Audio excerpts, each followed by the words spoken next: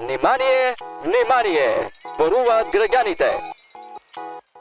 Пази сега, Мики, овде на оваа локација беше поставен споменикот на Андон Ќозето или попознат као Касап. Споменикот беше тргнат како дивоградба, ама Советот на град Скопје изгласа дека треба да го вратат назад на некоја друга локација. Моето прашање е, Мики, дали некој ги праша граѓаните?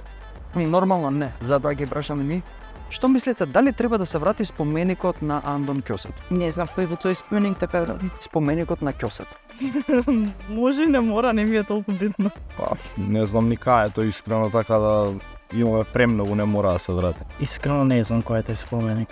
Па мислам дека најдобар квалитет ќе гледа тие што го поставиле и тие што го дислоцирале. Нити разбирам, нити сум упатена, нити па ме интересира. Дали Ќозето на Галено викан Касапот е ли кој што обединува или кој што разединува? Што мислиш? Стварно не знам што ви кажа. Па валјда дека разединува, не знам. Да би искрено, стварно не ги знам тие ликовите. Са не ми текнува многу за него. Негативна личност го нарекува, сега каква личност не знам во историјата. Па не знам докато станува така, упор така да не знам. Треба малце повеќе кон едината да гледаме, а не кон спомениците назад. Стварно не се важни и тие споменици не се ни битни да ги имаме. Полу спомениците што ги имаме на плаштад не се битни да ги имаме. Ќозето конкретно, сега знам дека е тема на политички партии, собираат поени преку него. Тоа е некоја личност очигледно историски контраверзна. Тогаш оди в свет.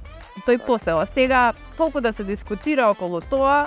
Многу повеќе ме интересира какви ми се цените, колкава ми е сметката за струја и парно, дали ми е полн фрижидерот, одошто дали ќе биде споменик на тој, лево или десно. Тоа воопшто не се замарам со тоа. Со гледање во минатото многу и споменици може само да назадуваме, а не да одиме напред. Дали на Скопје му требаат уште споменици дивоградби или пак му требаат модерни згради? Во секој случај модерни згради, споменици имаме доволно. Мислам дека не. Па затоа што има веќе доволно. Па не му требаат веќе споменици. Па ништо од тоа не му треба, имаме доволно. Не, мислам дека не треба повеќе доволни. Подобро да се инвестираат тие пари за нешто друго, како во здравството, например. Мислам дека нема потреба. Да. Мислам дека треба да обрнат повеќе внимание на загадениот воздух и на ред други работи. Мислам дека е сосема доволно сега овие што се постоечките. Јас не сум сигурна дали и овие постоечкиве се дивоградби или не се, но мислам дека се сосема доволно. Уште не, модерни згради дефинитивно да. Ни модерни згради, ни споменици. Да? Мислам дека потребно е повише паркови, повише зеленила, игралишта за деца, доста више за овие згради. Да има, ама не огромна количина на високи згради и слично. Особено во Скопје, како што си е, не му треба високи и модерни згради. Јас сум за нови градови. Нема пробив на воздух овде во тие згради.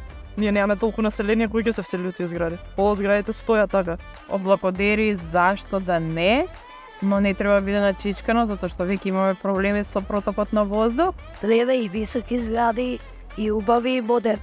Скопје е угушено веќе во бетон. А што мислиш на тоа место кај што беше поставен? Дали е поубаво дрвото кое што го поставија градските власти во соработка со Нимберг или поубав беше споменик? Па јас сум за зеленила секогаш, пошто сум роден во центар и израснат во центар. Дрвата се есенција. Така. Не може да бидеме без нив. Фонтана. Да? Фонтаните придонесуваат за поубаво фенг шуј, а поубавото фенг шуј предизвикува за подобра психологија. Внимание, внимание! Зборуваат граѓаните.